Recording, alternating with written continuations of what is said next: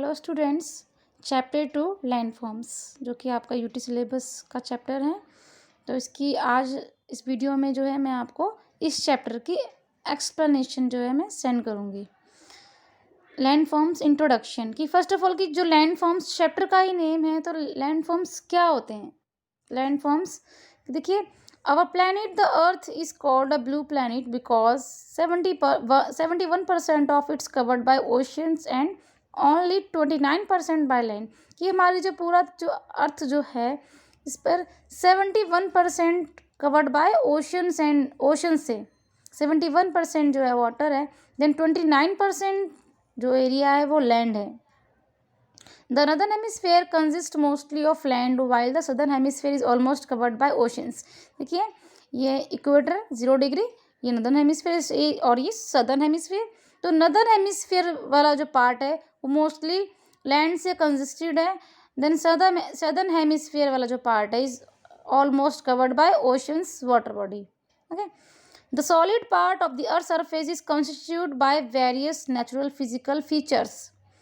कि अर्थ का जो सॉलिड पार्ट है, solid part of earth surface is constitute by various natural physical features called, इसको ही हम लैंड फॉर्म्स बोलते हैं। जो फिजिकल फीचर्स जो हमारी अर्थ सरफेस पे हैं इनको हम लैंड फॉर्म्स बोलते हैं।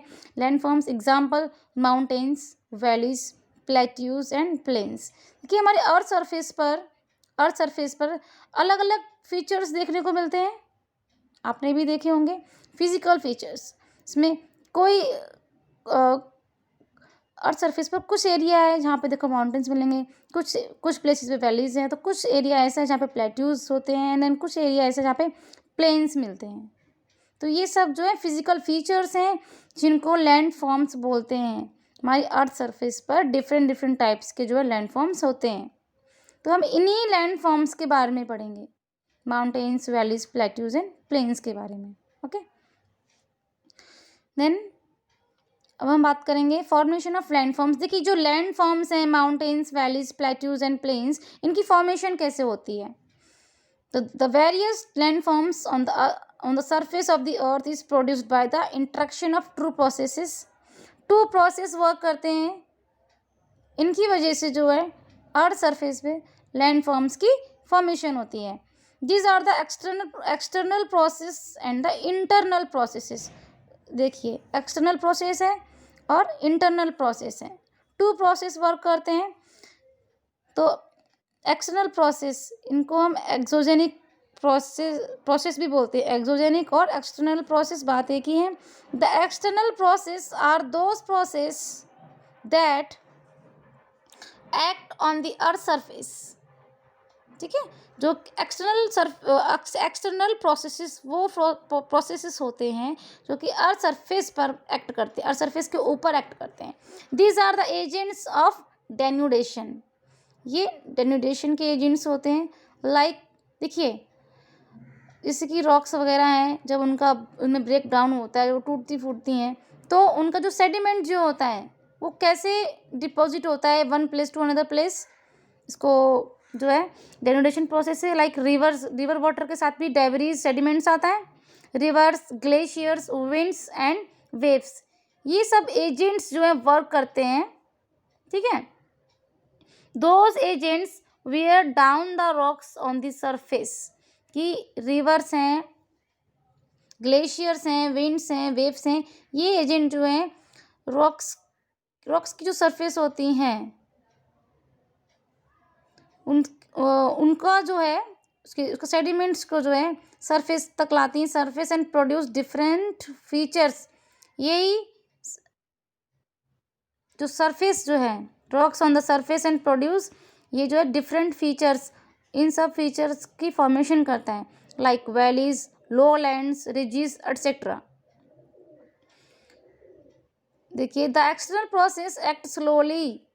एक्सटर्नल प्रोसेसेस जो होते हैं वो स्लोली वर्क करते हैं। Slowly and changes take place gradually over a long period of time. External process slowly work करते हैं। उनमें जो चेंजेस जो आता है लैंड फॉर्म्स में, जो चेंज जो आता है वो उसको होने में कम से कम बहुत टाइम लगता है, long gradually over a long period of time. देखिए जो माउंटेन्स जो आज हम देखते हैं माउंटेन्स हैं, तो ये जो माउंटेन्स जो हैं ये एक दिन में होने वाला प्रोसेस नहीं होता बेटा। ये अर्थ सरफेस पर जो है प्रोसेसेस चलते आ रहे हैं, अभी भी प्रोसेस चल रहे हैं, चेंजेस लैंडफॉर्म्स में आते रहते हैं। तो ये सब जो है जब अर्थ सरफेस के अंदर इंटरनल या एक्सटर्नल प्रोसेस जब वर्क करते हैं, उन वजह से इन लैंड फॉर्म्स की फॉर्मेशन होती है। तो ये जो लैंड फॉर्म्स जो बनते हैं, इनको बनने में काफ़ी टाइम लगता है, बहुत साल लग जाते हैं। ठीक है। The changes which take place on the surface of the earth can be observed. जो चेंज जो होता है सरफेस पर, place on the surface of the earth can be observe किया जाता है, देखने को मिलता है। Example, erosion by running water. देखिए रनिंग वाटर से जो इरोजन होता है, और इफेक्ट्स ऑफ वेदरिंग, इरोजन और वेदरिंग। देखिए आप डेजर्ट एरिया में देख लीजिए, जब डेजर्ट एरिया में सैंड होती है, जब बहुत तेज़ बहुत फास्ट मूवमेंट में विंड्स ब्लो करती हैं, तो अपने साथ बहुत सारी डस्ट अपने साथ उड़ा के ले जाती हैं। तो क्या होता है, एक प्लेस से डस्ट जो है जिस डायरेक्शन में की विंड होती है, one place to another place जो है उस सैंड का सेडिमेंट का जो डिपोजिशन होता है, इसको हम विंड इरोजन भी बोलते हैं। ठीक है, इसको विंड इरोजन भी बोलते हैं। एक सॉइल इरोजन होता है जिसमें सॉइल जो है one place to another place run कर जाती है, चली जाती है।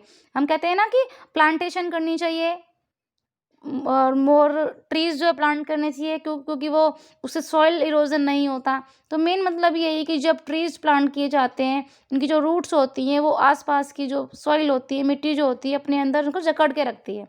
ठीक है। और बट क्या होता है, जब प्लांट्स ही नहीं होंगे, जो सॉइल जो होती है, जब बहुत हैवी रेनफॉल होती है, तो वाटर के साथ ही जो है जो सॉइल जो होती है ना, वो बहना शुरू कर जाती है। इसको सॉइल इरोजन बोलते हैं। ठीक है। तो इरोजन बाय रनिंग वाटर और इफेक्ट्स ऑफ वेदरिंग, ये देखने को मिलता है, एग्जाम्पल हैं। तो ये था एक्सटर्नल प्रोसेस। वेदरिंग और इरोजन जो एक्सटर्नल प्रोसेस हैं, जो कि अर्थ सरफेस के ऊपर होते हैं और जो कि हम देखते हैं। ठीक है। अब देखिए नेक्स्ट है इंडोजेनिक और इंटरनल प्रोसेसेस। इंटरनल प्रोसेस क्या होते हैं? The internal process operate in the interior of the earth. Internal process earth surface के अंदर ऑपरेट होते हैं, वर्क करते हैं। The effect of the internal process में be felt suddenly on the surface like earthquakes, volcanic और tidal activity. देखिए internal process में अर्थक्वेक भी आता है। अर्थक्वेक शायद आपने कभी एक्सपीरियंस किया हो।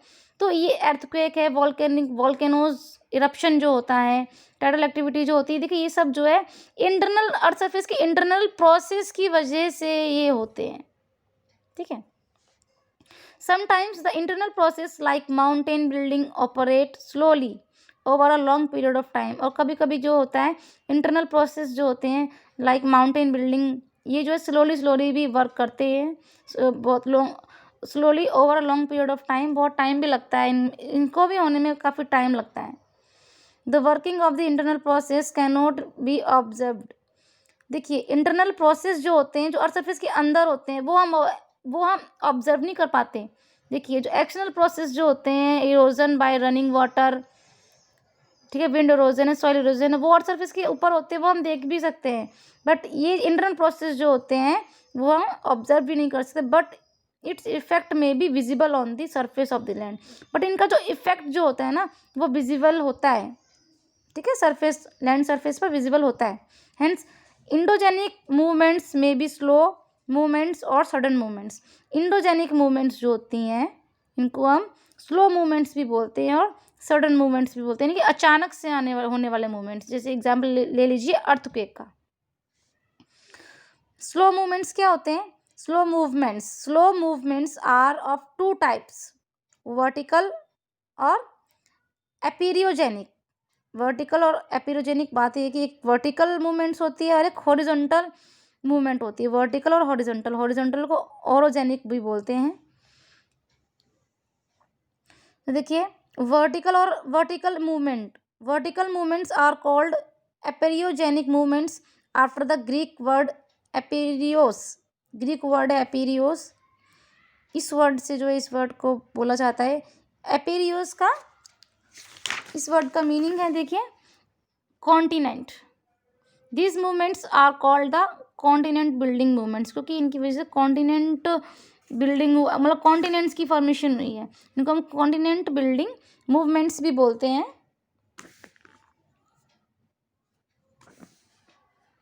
These movements generally cause rising or sinking of the crust over large areas without fracturing or folding of the rocks। कि ये मूवमेंट्स जो होती जनरली कैसे क्यों होती, इनकी वजह से जो है राइजिंग और सिंकिंग होता है ऑफ द क्रस्ट जो होती है over large area without fracturing folding of rocks. कि एक होता ना फोल्ड होना, रॉक्स का फोल्ड हो जाना ऊपर की तरफ या नीचे की तरफ, तो इसमें ये नहीं होता। मतलब कि विदाउट फ्रैक्चरिंग मतलब कि फ्रैक्चर बीच में फ्रैक्चर आए बिना ही, टूटे बिना ही इनमें जो है क्रस्ट में जो है सिंकिंग होती है या तो नीचे की तरफ पार्ट चला जाता है रैंडफॉर्म सरफेस या तो ऊपर की तरफ। तो इसमें फोल्डिंग होती है, फोल्डिंग ऑफ द रॉक्स। जैसे एग्जांपल है फोल्ड माउंटेन्स, इन्हीं की वजह से बनते हैं। फोल्डिंग ऑफ रॉक्स जो है फोल्ड हो जाती हैं।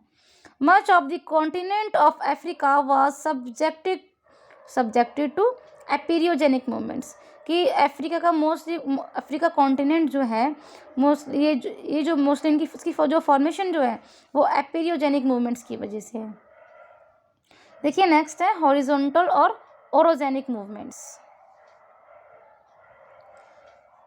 देखिए ठीक है, अभी इतना ही, बाकी जो नेक्स्ट बचा है वो मैं आपको नेक्स्ट वीडियो में सेंड करूँगी।